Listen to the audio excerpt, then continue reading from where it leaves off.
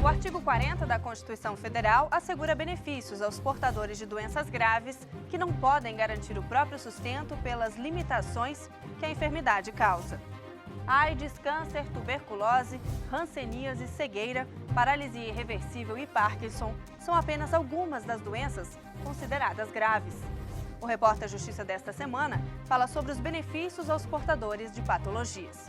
Pouca gente sabe, mas quem tem uma doença grave ganha prioridade em andamentos processuais, no custeio de tratamentos médicos e pode usar o dinheiro do FGTS, por exemplo, para custear as despesas com o tratamento. No ano passado, mais de 50 mil trabalhadores resgataram o benefício da conta vinculada do FGTS, totalizando 34,2 milhões. Há 5 anos, uma notícia abalou a Aparecida e o filho Fernando. Um câncer de mama confirmou algo que ela muito temia. Era mais uma da família a ter a doença. O impacto do diagnóstico foi dolorido, mas não tão devastador assim.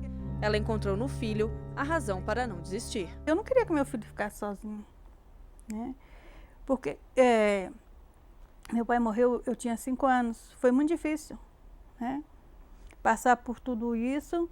E aí eu não queria que meu filho já tinha perdido o pai dele. E aí, se perdesse a mãe, como é que ia ficar? Ele, na época com 11 anos, também temia ficar sozinho. Se emociona ao lembrar dos dias em que a mãe esteve no hospital. Chegava em casa da escola, cadê minha mãe? Aí eu queria uma comida que eu gostava, cadê a mãe? Aí também quando ia visitar ela, não gostava de visitar, ela em cima da cama, mutilada. Aí muitas vezes eu ia jogar bola na rua para tentar esquecer, para eu não poder ir lá no hospital ver ela naquela situação.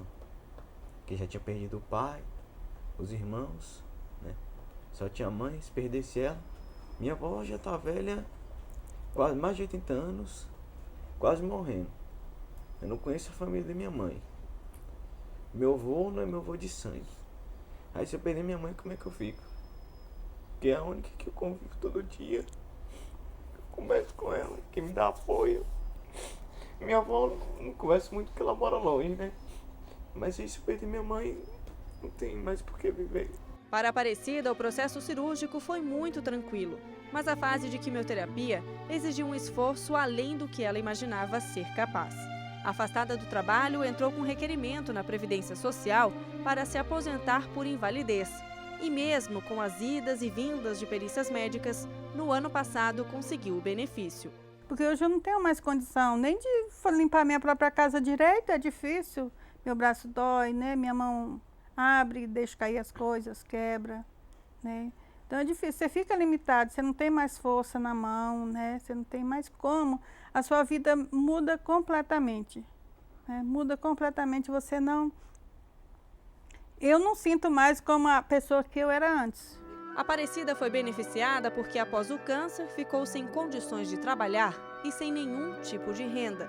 A Lei Orgânica de Assistência Social, LOAS, número 8.742, aprovada em dezembro de 2003, prevê que em casos como esse, é o Estado quem deve garantir o sustento e atender às necessidades básicas dos doentes. O artigo 40 da Constituição Federal assegura benefícios a aposentados por invalidez decorrente de acidentes em serviço, moléstia profissional ou doença contagiosa incurável ou grave. Pela legislação, são consideradas doenças graves AIDS, câncer, tuberculose, hanseníase, cegueira, paralisia irreversível e Parkinson, e assegura benefícios aos portadores dessas patologias. Prioridade em andamentos processuais, no recebimento de precatórios, custeio no tratamento médico, passagens em viagens intermunicipais, além do saque do PIS/PASEP e FGTS. O resgate integral do Fundo de Garantia por Tempo de Serviço é concedido a portadores do vírus da AIDS, pacientes com câncer ou que possuam doenças terminais. Para solicitar o benefício, o paciente precisa apresentar um atestado médico que comprove a doença, documento de identificação pessoal, carteira de trabalho, cartão do PIS ou do cidadão. No caso de AIDS, por exemplo, o médico vai expedir um atestado afirmando que aquela pessoa é paciente dele, né, e que é portadora da doença, né, e que na forma da lei ela faz jus ao saque do Fundo de Garantia. Para fins de comprovação junto à Caixa Econômica, o médico atesta, né, que aquela pessoa é portadora né, da doença. Feito isso, ele dá entrada na Caixa e, no máximo, 5 dias úteis, a Caixa está liberando o dinheiro para ele. O benefício vai além. Se o doente for dependente do trabalhador, o FGTS pode ser liberado para custear as despesas médicas. Em 2009, 32 mil trabalhadores com câncer sacaram o FGTS, o equivalente a 137 milhões de reais.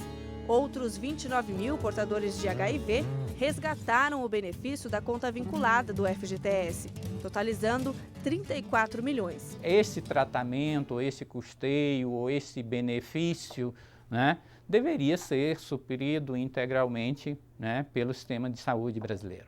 Mas a gente sabe que não é essa a realidade, né? E também a gente sabe que o trabalhador precisa de outros apoios, né? E o FGTS, neste momento, né, ele tem servido, né, acredito eu, que para melhorar, né, a condição de saúde dessas pessoas que poderão contar com esses recursos, né, na obtenção de um tratamento melhor, na compra dos medicamentos utilizados. Muita gente não sabe, mas no caso de doenças graves é possível solicitar a isenção integral do imposto de renda. Só tem direito a isenções rendimentos recebidos a título de aposentadoria, pensão ou reforma, o que inclui a complementação recebida de entidade privada e a pensão alimentícia. Para requerer a isenção, o contribuinte deve apresentar um laudo pericial emitido pelo médico responsável pelo caso. Ela precisa ter um laudo. A partir do laudo, ela encaminha a empresa que então vai conceder essa isenção já no imposto de renda na fonte.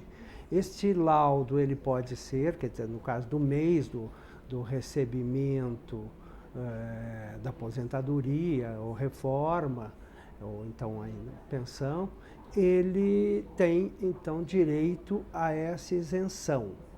Agora, se esse laudo fala em doença pré-existente e ele já fez a sua declaração, ele ainda, de posse desse laudo, retifica as declarações do período que ele contraiu a doença. Se o contribuinte já tinha doença meses antes de ter a isenção reconhecida, há uma possibilidade de solicitar o benefício. Sem dúvida, normalmente nesses casos retroativos, né, que o laudo é retroativo, que a pessoa pleiteia uma restituição depois de ter considerado esse rendimento como tributável, normalmente ele é chamado para apresentar esse laudo. Socialmente justo, eu acho que é o mínimo que pode se fazer em termos de imposto de renda de pessoa física para essas pessoas, porque qualquer dessas doenças prevista no rol, né, de doenças de moléstias graves, consideradas por imposto de renda, ele tem gastos muito grandes, normalmente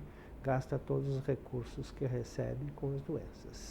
No próximo bloco, a dura rotina de quem depende do governo para conseguir um tratamento médico e corre contra o tempo para adquirir o benefício. Repórter Justiça, volta já.